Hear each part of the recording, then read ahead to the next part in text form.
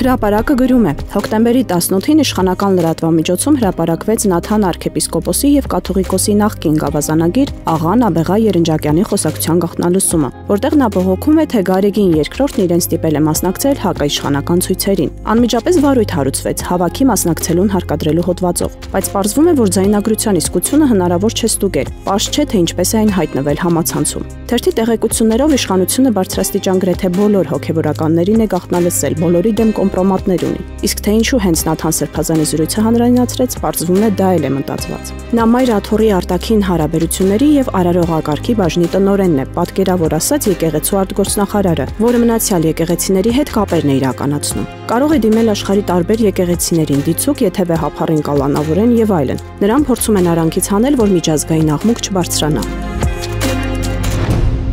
Հրապարակ օրաթերթը գրում է. Փաշինյանի մամուլի խոսնակ Նազելի Բաղդասարյանը, որը եկեղեցու դեմ արշավի կուրատորն է, պարզվում է ժամանակին իրեն պատե տվել, որ հենց Միքայել Աջապահյանն իրականացնի իր պսակադրության արարողությունը։ Նրա հետ այդ տարիներին աշխատած անձը պատմել է, որ Նազելին անգամ ամեն ինչ արել է, որ Աջապահյանը դառնա իր պսակի քավորը, սակայն նրան բացատրել են, որ հնարավոր չէ եւ քավոր դառնալ եւ պսակ իրականացնել։ Պատմել են նաեւ, որ ցայգում աշխատելու ընթացքում Նազելիի հյուրերի ցանկում միշտ եղել է թեմի առաջնորդը։ Նա պարզեցել է, որ հեղինակավոր հոգևորականին հյուրընկալելով ռեյտինգ է բարձրացնում։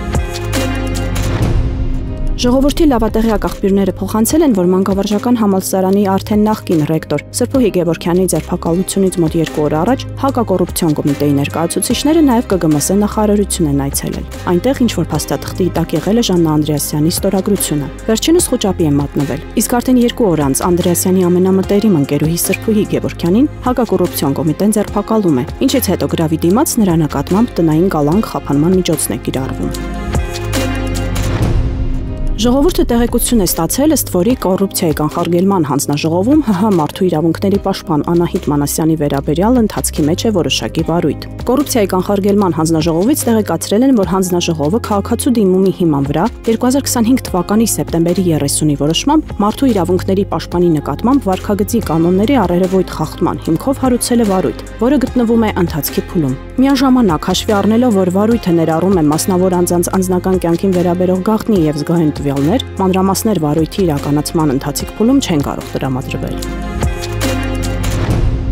Հրապարակը գրում է. իշխանությունը որս է սկսել Սամվել Կարապետյանի թիմակիցների նկատմամբ։ Նախորդային երեկոյան իրավապահ համակարգի ավելի քան 50 աշխատակից սանրել է Աջափնյակ համայնքի Արձումանյան փողոցը, հարակից փողոցներն ու փորձել հայտնաբերել ցուցարարների, որոնք իբր նյութական շահագրգռության դիմաց են մասնակցել մեր ձևով շարժման վերջին հանրահավաքին։ Հանրահավաքի կադրերով նույնականացրել են մասնակիցներին, ճշտել ոմանց բնակության հասցեները եւ այցելել նրանց։ Հարցուփորձ արել, թե ինչու ում դրդմամբ են մասնակցել հավաքին։ Երկրում վխտացող բոլոր խնդիրները թողած, կրիմինալի դեմ պայքարը թողած, իրավապահ համակարգը զբաղված է իշխանության քաղաքական շահերի սպասարկմամբ, ընդդիմադիրներ բռնելով, երկրում վախ տարածելով, որ հաջորդ հանրահավաքներին կանխի մարդկանց մասնակցությունը։